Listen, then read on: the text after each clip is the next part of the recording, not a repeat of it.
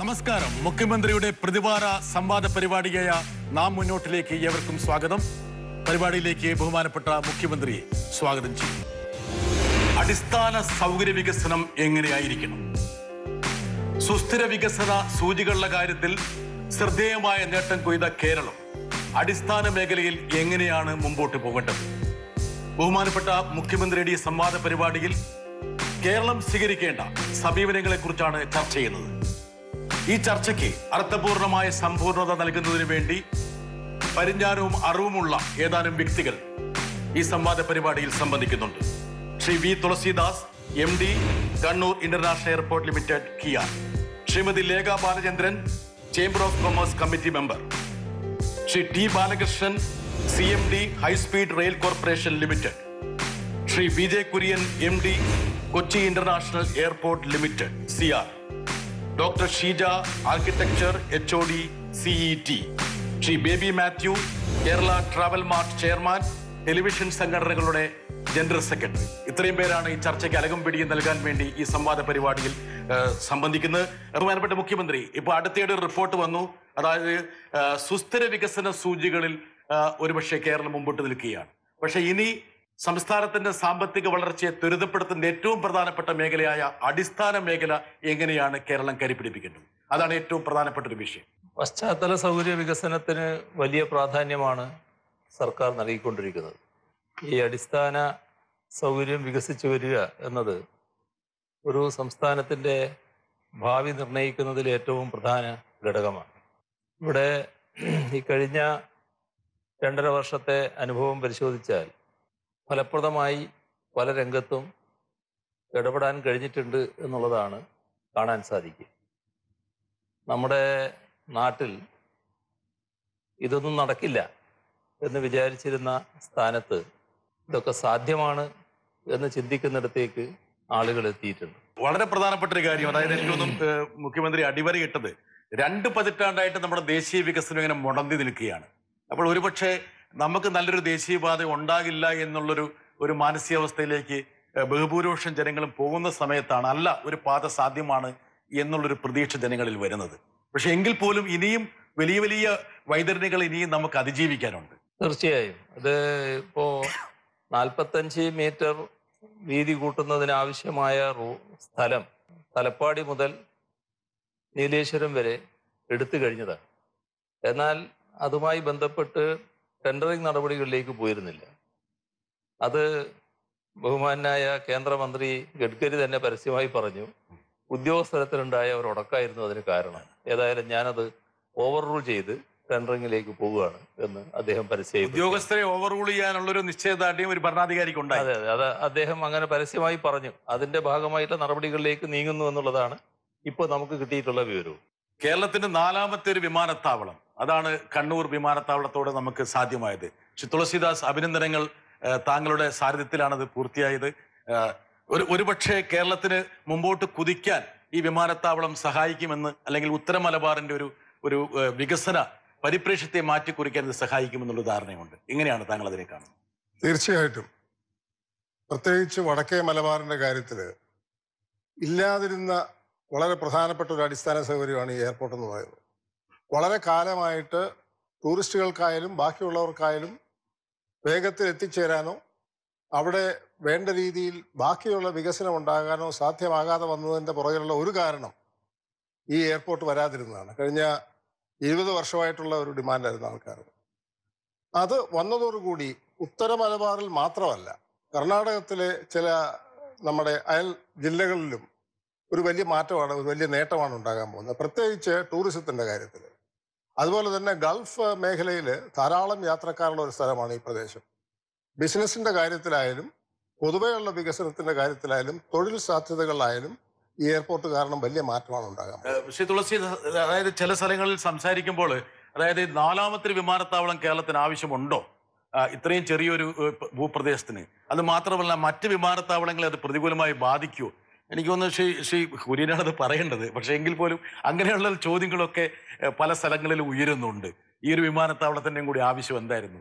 അത് നമ്മുടെ ഭാവിയെ കുറിച്ചുള്ള ശരിയായ വീക്ഷണമില്ലാത്തതിൻ്റെ ഭാഗമായി പറയുന്ന കാര്യമാണ്. നമ്മൾ പരിശോധിച്ചാൽ ആഭ്യന്തര വിമാനയാത്രക്കാരുടെ എണ്ണം വളരെ കൂടുകയാണ്. അതേസമയം വിദേശത്തേക്ക് പോകേണ്ട യാത്രക്കാരും ഈ വിമാനത്താവളങ്ങളെയാണ് ആശ്രയിക്കുന്നത്. അങ്ങനെ പരിശോധിച്ചാൽ നമുക്ക് ഒരു പ്രശ്നവും ഒരു വിമാനത്താവളത്തിനും വരാൻ പോകുന്നില്ല. വിമാനത്താവളം കൂടുതൽ വികസിക്കുകയാണ് ചെയ്യുക, യാത്രക്കാർ കൂടുതൽ ഉണ്ടാവുകയാണ് ചെയ്യുക. ഇപ്പോൾ കണ്ണൂർ വിമാനത്താവളത്തിൻ്റെ നിലയെടുത്താൽ കൊയിലാണ്ടി മുതൽ കാഞ്ഞങ്ങാട് വരെയുള്ളവർക്ക് ഏറ്റവും സൗകര്യപ്രദമായ വിമാനത്താവളമായിരിക്കും. യഥാർത്ഥത്തിൽ കാസർഗോഡുള്ളവരടക്കം മംഗലാപുരം വിമാനത്താവളം ഉണ്ടെങ്കിലും കണ്ണൂർ വിമാനത്താവളത്തെയാണ് ആശ്രയിക്കാൻ പോകുന്നത്. മാത്രമല്ല, നാദാപുരം ആ ഭാഗം നല്ല തോതിൽ വിദേശത്ത് ജോലി ചെയ്യുന്ന സഹോദരങ്ങളുള്ള സ്ഥലമാണ്. അവരുടെ സ്വന്തം വിമാനത്താവളമായിട്ടാണ് ഇത് മാറാൻ പോകുന്നത്. കർണാടകയിലെ കൂർഗ് ഭാഗം, മടിക്കേരി ഭാഗം, അത് അങ്ങനെ പോയാൽ ഏറെക്കുറെ മൈസൂരിനടുത്ത് വരെ ഈ വിമാനത്താവളത്തിന് അവരുടെ ഏറ്റവും അടുത്ത വിമാനത്താവളമായിട്ട് മാറുന്ന നിലയാണ് വരാൻ പോകുന്നത്. ശ്രീ തുളസീദാസിന്റെ വിമാനത്താവളം സംബന്ധിച്ച പരസ്യത്തില് കന്നഡ പരസ്യത്തിലാണ് ഏറ്റവും കൂടുതൽ ജനപ്രീതി ഉണ്ടായത്. ഏറ്റവും കൂടുതൽ ആൾക്കാര് ഓൺലൈനിൽ കണ്ടത് കന്നഡ പരസ്യം. ഈ താങ്കൾ ഇനി കന്നഡ സംസാരിച്ച് തുടങ്ങുന്ന പോലും സംശയമുണ്ട്. ശ്രീ കുര്യൻ, ഒരുപക്ഷെ ഈ കണ്ണൂർ വിമാനത്താവളം വരുമ്പോൾ താങ്കളുടെ മുഖത്ത് എന്തെങ്കിലും മ്ലാനതയുണ്ടോ? ഇല്ല, തീർച്ചയായിട്ടും ഒരു തെളിച്ചം കൂടിയോ? തീർച്ചയായിട്ടും എനിക്ക് 4 വിമാനത്താവളത്തിനും പ്രസക്തി ഉണ്ട് ഇവിടെ. നമ്മളൊരു ഉദാഹരണം എടുക്കുകയാണെങ്കിൽ ന്യൂസിലൻഡ് എടുക്കുക. അവിടുത്തെ പോപ്പുലേഷൻ 46 ലക്ഷമാണ്.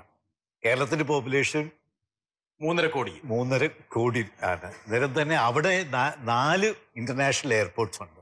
അതിനൊക്കെ വളരെ നല്ല രീതിയിൽ ഓക്ലൻഡ് എയർപോർട്ട് എന്ന് പറഞ്ഞാൽ ഉദ്ദേശം 30 മില്യൺ പാസഞ്ചേഴ്സ് പോകുന്ന ഒരു എയർപോർട്ടാണ്. അന്നേരം സാമ്പത്തിക സ്ഥിതി മാറുന്നതനുസരിച്ചും ടൂറിസം ഡെവലപ്പ് ചെയ്യുന്നതനുസരിച്ചും എല്ലാ എയർപോർട്ടിനും പ്രസക്തി ഉണ്ടെന്നാണ് എൻ്റെ ഒരു അഭിപ്രായം. കൊച്ചി എയർപോർട്ട് വന്നപ്പം അന്ന് പറഞ്ഞു തിരുവനന്തപുരത്തിനാകെ നാശമാവും, കോഴിക്കോട് നാശമാവും. പക്ഷെ 3 എയർപോർട്ട് വലുതാകുകയാണ്. 3 എയർപോർട്ട് വളർന്നു. അതാണ് സത്യം. മുഖ്യമന്ത്രി, അതായത് ഇപ്പൊ നമ്മളിപ്പോ കണ്ണൂരിന്റെ ഒരു ആരവത്തിൽ നിൽക്കുമ്പോഴാണ് തിരുവനന്തപുരം എയർപോർട്ട് ഇപ്പോൾ സ്വകാര്യവൽക്കരിക്കാൻ പോകുന്നു. സ്വകാര്യ കമ്പനികൾക്കും ആൾക്കാർക്ക് കൊടുക്കാൻ വേണ്ടിയുള്ള ബിഡിങ് ആരംഭിച്ചിരിക്കുന്നു. ഇത് അങ്ങേയറ്റം തെറ്റായ ഒരു നടപടിയാണ്. അതിനോട് സംസ്ഥാന ഗവൺമെന്റിന് യാതൊരു യോജിപ്പുമില്ല. എന്നാൽ കേന്ദ്ര ഗവൺമെന്റ് ആണല്ലോ തീരുമാനം എടുക്കേണ്ടത്. തീരുമാനമെടുത്ത സാഹചര്യത്തിൽ സംസ്ഥാന സർക്കാർ പറഞ്ഞിട്ടുള്ളത്, ഞങ്ങൾക്ക് വിമാനത്താവളം നടത്തി പരിചയമുണ്ട്, സിയാൽ എത്രയോ കാലമായിട്ട് നിലനിൽക്കുന്നു, കണ്ണൂർ വിമാനത്താവളം ഇപ്പോൾ ആരംഭിച്ചിട്ടുണ്ട്, അതുകൊണ്ട് ഞങ്ങൾക്കൊരു പ്രയാസമില്ല, ഞങ്ങൾ നടത്തിക്കോളും, അവിടെ ഞങ്ങളെ ഏൽപ്പിക്കണം എന്നാണ് പറഞ്ഞിട്ടുള്ളത്. അതിപ്പോൾ അവർ അംഗീകരിച്ചിട്ടില്ല, അവർ ബിഡിങ്ങിലേക്ക് പോയിരിക്കുന്നു. അപ്പോൾ സംസ്ഥാന സർക്കാർ ബിഡ് ചെയ്യാൻ പോവുകയാണ്. ഇവിടെ മറ്റേതെങ്കിലും തരത്തിലുള്ള ഒരു സ്വകാര്യ ഏജൻസി വരുന്നതിനോട് സർക്കാരിന് യോജിപ്പില്ല, നാട്ടിന് യോജിപ്പില്ല. നാടിൻ്റെ ആകെ എതിർപ്പ് മറികടന്നുകൊണ്ട് ഏതെങ്കിലും ഒരു സ്വകാര്യ ഏജൻസി ഇവിടെ വരുമെന്ന് ഞാൻ കണക്കാക്കുന്നുമില്ല. അതായത് സംസ്ഥാനത്തിന്റെ എതിർപ്പിനെ മറികടന്നുകൊണ്ട് ഒരു സ്വകാര്യ ഏജൻസി വരുന്നതിനെ കുറിച്ച് മുഖ്യമന്ത്രി ചിന്തിക്കുന്നില്ല. സാധാരണ നിരക്ക് അത് വരാനിടയുണ്ടാവില്ല. അങ്ങനെ ഒരു ഞങ്ങള് കേന്ദ്ര ഗവൺമെന്റിനെ തന്നെ അറിയിച്ചിട്ടുണ്ട്, ഈ കാര്യത്തിൽ ഞങ്ങൾ വളരെ ഫേമാണ്, ഞങ്ങൾ നടത്തിക്കോളാം എന്നുള്ളത്. അത് സാധാരണ നിലക്ക് അവർ ചെയ്യേണ്ടത് സംസ്ഥാന സർക്കാരിനെ ഏൽപ്പിക്കുകയാണ്. അതിന് തയ്യാറാകാതെ ബിഡിങ്ങിൽ പോയിരിക്കുന്നു. ഞങ്ങൾ ബിഡിങ്ങിൽ പങ്കെടുക്കും, അതിന് പ്രശ്നമൊന്നുമില്ല. നല്ല പരിചയം ഇവിടെ സംസ്ഥാന സർക്കാരിനുണ്ട്. എങ്ങനെ കാണുന്നു ഇതിനെ താങ്കൾ? നമ്മളുടെ എക്കോണമിയിൽ 80% പ്രൈവറ്റ് സെക്ടർ, 20% മാത്രമാണ് പൊതുവെ നമ്മുടെ പബ്ലിക് സെക്ടർ. അപ്പോൾ നമ്മൾ ഈ പ്രൈവറ്റ് സെക്ടറിനെ പൂർണ്ണമായിട്ട് ഒഴിവാക്കിക്കൊണ്ട് ഒരു മുന്നോട്ട് പോകുക എന്ന് പറയുന്നത് പ്രായോഗികമാണെന്ന് എനിക്ക് അഭിപ്രായമില്ല. യോജിച്ചു പോകേണ്ടതാണ് എന്നുള്ളതാണ് എൻ്റെ അഭിപ്രായം. PPP മാതിരിയുള്ള പ്രപ്പോസലുകളൊക്കെ ഉണ്ടല്ലോ, അതെല്ലാം പരിഗണിക്കേണ്ടതാണ് എന്നുള്ളതാണ് എൻ്റെ അഭിപ്രായം. അല്ല, നമ്മുടെ എയർപോർട്ടുകളെല്ലാം PPP മോഡലാണ്. നമ്മൾ പറയുന്നത് പൂർണ്ണമായിട്ട് സർക്കാർ ഉടമസ്ഥതയിലെന്നല്ല. നമ്മളിപ്പോ ഏറ്റവും വലിയ മോഡല് കുറെ കാലമായിട്ട് നിൽക്കുന്നത് സിയാൽ മോഡലാണ്. ഇപ്പൊ നമ്മൾ കിയാൽ വന്നിട്ടുണ്ട്. ഇതിന്റെ എല്ലാം മോഡൽ പ്രൈവറ്റ് പാർട്ടിസിപ്പേഷൻ കൂടിയുള്ളതാണ്. അത് അമിതാഭ് കാന്തിനോടുള്ള സ്നേഹമാണ് പറയാൻ പറയുന്നത്. എനിക്ക് സംശയം. അതില്ലാതെയല്ല, അതിന് കേരളത്തിന് വിഭവമുണ്ട്, കേരളത്തിന് അതിന് ശേഷിയുണ്ട്. ഞങ്ങളത് ഭംഗിയായിട്ട് നടത്തുകയും ചെയ്യും. ഇക്കാര്യം താങ്കൾ സുഹൃത്തിനെ വിളിച്ച് അറിയിക്കാൻ മടിക്കരുത്. ഇക്കാര്യം, അതായത് കേരളത്തിന് ഈ ഒരു ശക്തി ഉണ്ടെന്നുള്ളത്. ശ്രീമതി ലേഖ, താങ്കൾ ചേംബർ ഓഫ് കൊമേഴ്സ് ഇൻഡസ്ട്രീസിന്റെ വനിതാ ഫോറത്തിന്റെ കൺവീനർ കൂടിയാണ്. ഇപ്പൊ കേരളത്തിൽ ഇപ്പം ബഹുമാനപ്പെട്ട മുഖ്യമന്ത്രി പറഞ്ഞതുപോലെ പാലങ്ങള്, റോഡുകള്, വിമാനത്താവളങ്ങള്, ദേശീയപാതകൾ, ഞാൻ കണക്കൂട്ടിയപ്പോൾ ഒരു 2.5 ലക്ഷം 3 ലക്ഷം കോടി രൂപയുടെ നിക്ഷേപം ഒരുപക്ഷെ വരുന്ന പദ്ധതികളാണ് കിക്ക് സ്റ്റാർട്ട് ചെയ്തിരിക്കുന്നത്. എങ്ങനെയാണ് ഒരു ഇൻഡസ്ട്രിയുടെ പ്രതിനിധിയിൽ താങ്കൾ അതിനെ കാണുന്നത്? അടിസ്ഥാന സൗകര്യ വികസനം എപ്പോഴും കുറച്ച് ടൈം കൺസ്യൂമിങ്, സമയമെടുക്കുന്നതും ഏറ്റവും കൂടുതൽ ഹഡിൽസ് ഉള്ള ഒരു സംവിധാനമാണ്. ഇപ്പോഴും പക്ഷെ നമ്മളുടെ റോഡുകൾ 45 മീറ്ററിലേക്ക് വരുന്നു എന്ന് പറഞ്ഞിട്ടുണ്ടെങ്കിലും പ്രാവർത്തികമാക്കുന്ന സമയം എപ്പോഴും ഒരു ഘടകമാണ്. നമ്മൾ ഡേ ബൈ ഡേ ഓരോ ദിവസവും നമ്മുടെ വെഹിക്കിൾസിന്റെ നമ്പർ കൂടിക്കൊണ്ടിരിക്കുകയാണ്. ഇന്ന് തന്നെ ഞാൻ എറണാകുളത്ത് നിന്ന് ഓൾമോസ്റ്റ് 6.5 മണിക്കൂറോളം എടുത്തു, 7 മണിക്കൂറോളം എടുത്തു. അപ്പം കുറച്ചും കൂടെ അറ്റ്ലീസ്റ്റ് തിരുവനന്തപുരം എറണാകുളം സെക്ടർ എപ്പോഴും ട്രാവൽ ചെയ്യുന്നത് ഒരു ഇൻഡസ്ട്രിയൽ ഹബ് എന്ന നിലയിൽ എറണാകുളത്ത് നിന്ന് ഗവൺമെന്റുള്ള തിരുവനന്തപുരത്തേക്ക് എപ്പോഴും യാത്രക്കാർ കൂടുതലായിരിക്കും. ആ തരത്തിൽ അത് കൂടുതലും കാറിൽ ട്രാവൽ ചെയ്യാൻ ധാരാളം ആൾക്കാരുള്ള ഒരു സെക്ടറും കൂടിയാണ്. റോഡ് ഇപ്പൊ എക്സിസ്റ്റിംഗ് ഉള്ളതെങ്കിലും കുറച്ചും കൂടി ഒരു സർവീസ് റോഡൊക്കെ ഇട്ടിട്ട്, സർവീസ് റോഡ് പലയിടത്തും ഹൈവേയിൽ കാണുന്നില്ല. എല്ലാവരും കൊച്ചി തിരുവനന്തപുരം യാത്രയാണ്. 5 വർഷം മുമ്പ് 10 വർഷം മുമ്പ് 3 മണിക്കൂർ കൊണ്ട് എത്തിക്കൊണ്ടിരുന്നത് ഇപ്പോൾ 6 മണിക്കൂർ കൊണ്ടാണ് ഇപ്പൊ എത്തുന്നത്. പക്ഷെ എങ്കിലും നമുക്ക് റോഡ് വികസനത്തിന് സ്ഥലം കൊടുക്കുന്നത് സംബന്ധിച്ച് സംഘർഷങ്ങളാണ്. ഇപ്പോഴും അത് സംബന്ധിച്ചുള്ള ആശങ്കകൾ ജനങ്ങൾക്ക് പരിഹരമായിട്ടില്ല. അതായത് നമ്മൾ യാത്രയുടെ കാര്യം പറയുമ്പോൾ റോഡ് ആവശ്യമാണ്, റോഡ് വേണം, ഈ റോഡ് പോരാ, ഇത് വികസിക്കണം എന്നെല്ലാവരും പറയും. എന്നാൽ ഒരു സ്ഥലത്ത് റോഡിന് വീതി കൂട്ടേണ്ട പ്രശ്നം വരുമ്പോൾ ഭൂമി കൊടുക്കേണ്ടവർ സ്വാഭാവികമായിട്ട് അതിൽ ലേശം നീരസം പ്രകടിപ്പിക്കും. കാരണം അവരുടെ കയ്യിൽ അതേ ഭൂമി ഉണ്ടാകും. നമ്മുടെ നാട്ടിലെ ആളുകളുടെ കയ്യിൽ ധാരാളം ഭൂമി ഇല്ലാതെ. അത് നമുക്ക് മനസ്സിലാക്കാൻ കഴിയാത്തത് ഈ നാടിനു വേണ്ടിയാണെന്ന് പറഞ്ഞ് നിൽക്കുന്ന ചിലര് ഇതിന്റെ കൂടെ കൂടുന്നതാണ്. ഇത് ഈ വികാരക്കാരുടെ ആകെയുള്ള ഭൂമി നഷ്ടപ്പെട്ടു പോകുന്നതിലുള്ള വികാരം ഉള്ളവരുടെ കൂടെ ഇതെടുക്കാൻ പാടില്ല, ഇത് ഇത്ര വീതി വേണ്ട എന്നൊക്കെ നാടിനോടൊപ്പം നിൽക്കുന്നവര് എന്ന് പറയുന്നവര് തന്നെ നിൽക്കുന്നതാണ് മനസ്സിലാക്കാൻ. എന്റെ മനസ്സിലേക്ക് വരുന്ന ഒരു കാര്യമുണ്ട്. ഞാൻ ഡൽഹിയിൽ മാധ്യമപ്രവർത്തനായിരിക്കുന്ന സമയത്ത് തീരദേശ റെയിൽപാതയ്ക്ക് വേണ്ടിയിട്ട് അന്ന് ആലപ്പുഴ MP ആയിരുന്ന ശ്രീ VM സുധീരൻ ഏറ്റവും കൂടുതൽ കത്തുകൾ നൽകിയിട്ടുള്ള ഒരാളാണ്. 500 ഏക്കർ സ്ഥലമാണ് ഒരുപക്ഷെ തണ്ണീർത്തടമാണ് അതിനു വേണ്ടിയിട്ട് ഉപയോഗിച്ചത്. ആലപ്പുഴയിൽ നിന്ന് ഇങ്ങോട്ട് വരുന്ന ആ റെയിൽ നോക്കിയാൽ അത് ആവശ്യമാണ്, നമുക്ക് നമ്മുടെ ഏറ്റവും ആവശ്യമായിട്ടുള്ള കാര്യമാണ്. പക്ഷേ ഈ തണ്ണീർത്തട സംരക്ഷണമൊക്കെ ആലോചിച്ചാല് അത് വരാനേ പറ്റൂലല്ലോ. ശ്രീ ബേബി മാത്യു ടെലിവിഷൻ സംഘടനകളുടെ ജനറൽ സെക്രട്ടറിയാണ്.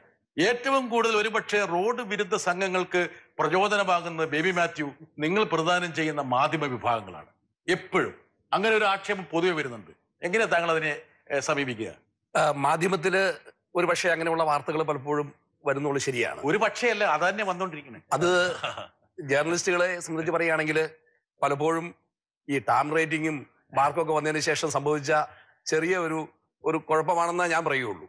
പക്ഷെ അത് ജനങ്ങൾ ഇന്നത് മനസ്സിലാക്കി തുടങ്ങി എന്നുള്ളതാണ് വ്യത്യാസം. പ്രത്യേകിച്ച് വളരെ നിശ്ചയദാർഢ്യത്തോടു കൂടി ഈ ഗവൺമെന്റ് പല കാര്യങ്ങളും ചെയ്യുമ്പോൾ, നടക്കില്ല എന്ന് വിചാരിച്ചിരുന്ന പല കാര്യങ്ങളും നടപ്പാക്കുമ്പോൾ അതിന്റെ പിന്നിൽ ജനങ്ങൾ അത് മനസ്സിലാക്കുന്നുണ്ട്.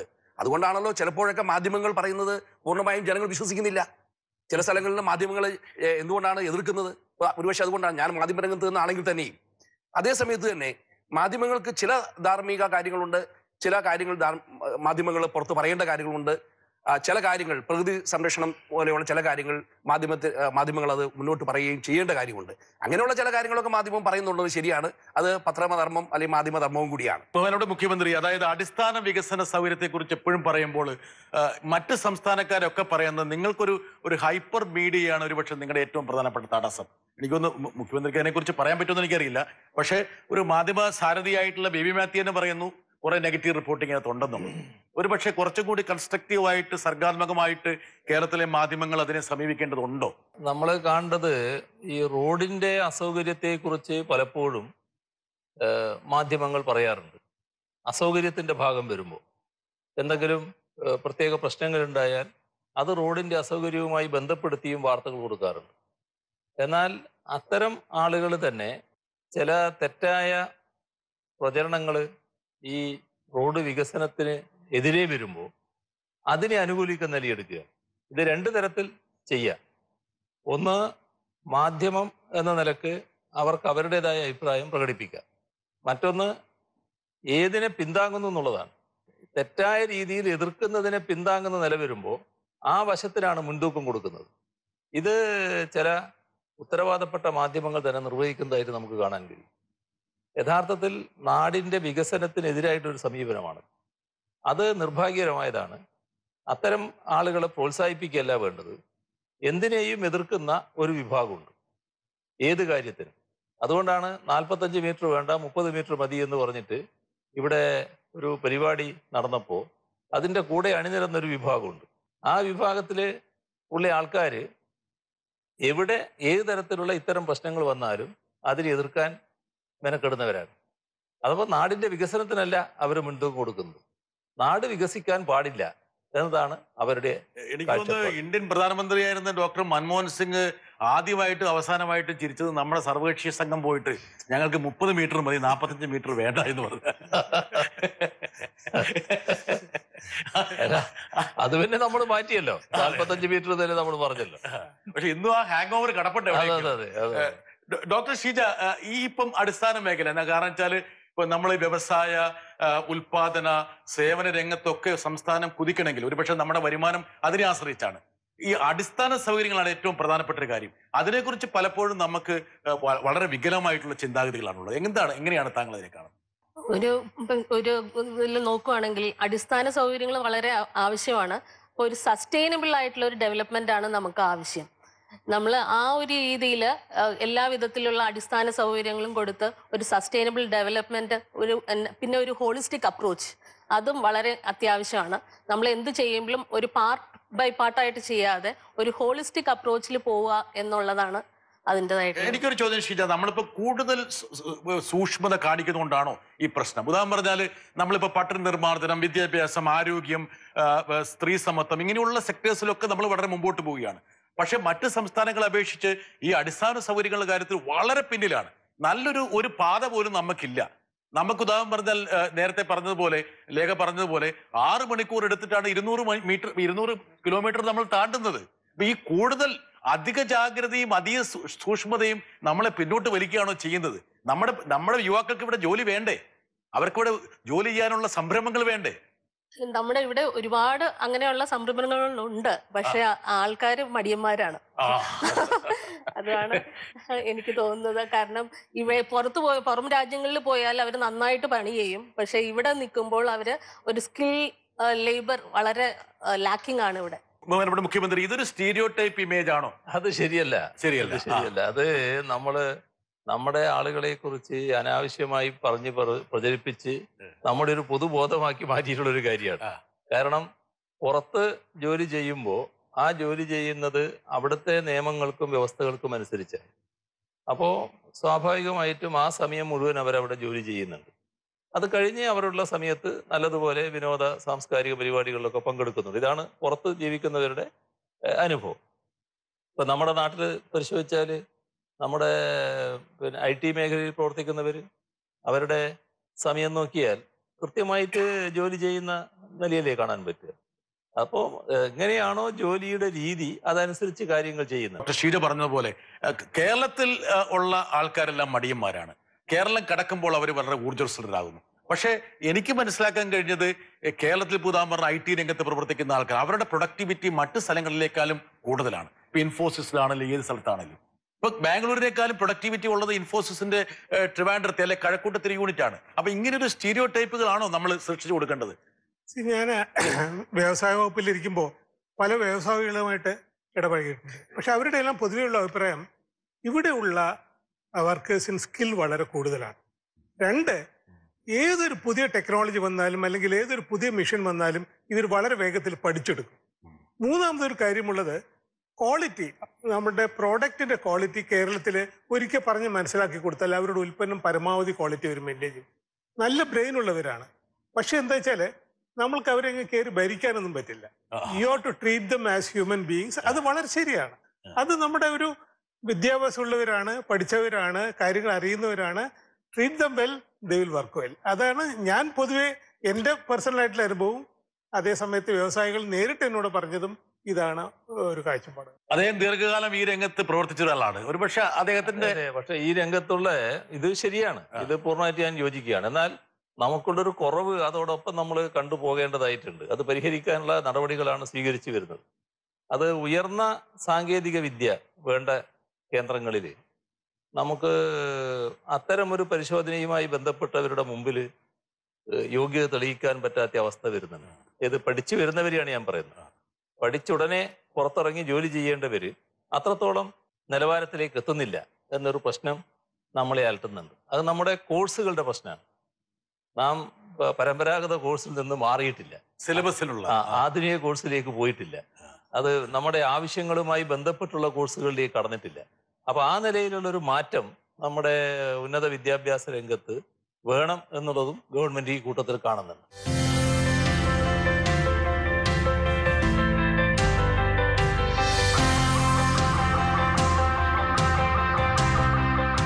കേരളത്തിന്റെ വിമാനത്താവള വികസനത്തെക്കുറിച്ചുള്ള ചെറിയൊരു വീഡിയോ നമുക്ക് കാണാം. ലോകത്തോളം വളർന്ന മലയാളിയുടെ വികസന സങ്കല്പങ്ങൾക്ക് പുതിയ ആകാശം തീർത്തുകൊണ്ടാണ് കേരളത്തിലെ ഏറ്റവും വലിയ വിമാനത്താവളമായ കണ്ണൂർ അന്താരാഷ്ട്ര വിമാനത്താവളത്തിന്റെ ഉദ്ഘാടനം കഴിഞ്ഞ ഡിസംബറിൽ നടത്തപ്പെട്ടത്.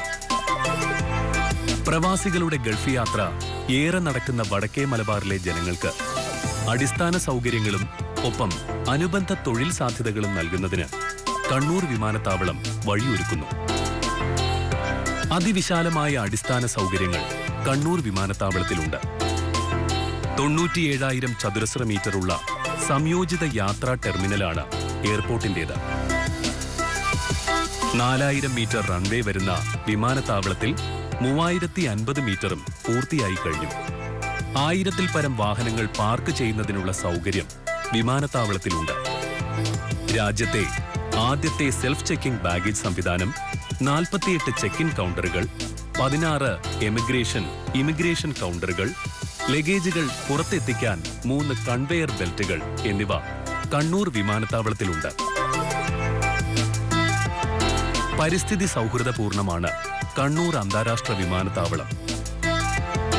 വടക്കേ മലബാറിന്റെ വിനോദസഞ്ചാര മേഖലയുടെ മുഖച്ഛായ തന്നെ മാറ്റുന്നതിൽ കണ്ണൂർ അന്താരാഷ്ട്ര വിമാനത്താവളം വരും വർഷങ്ങളിൽ വലിയ പങ്ക് വഹിക്കും. അടിസ്ഥാന മേഖലാ വികസനവും കേരളവും ചർച്ചയുടെ അവസാനിക്കുന്നില്ല. അടുത്തയാഴ്ച ഇതേ ദിവസം ഇതേ സമയം ഞങ്ങൾ മടങ്ങി വരുന്നതാണ്. അതുവരെ നന്ദി, നമസ്കാരം.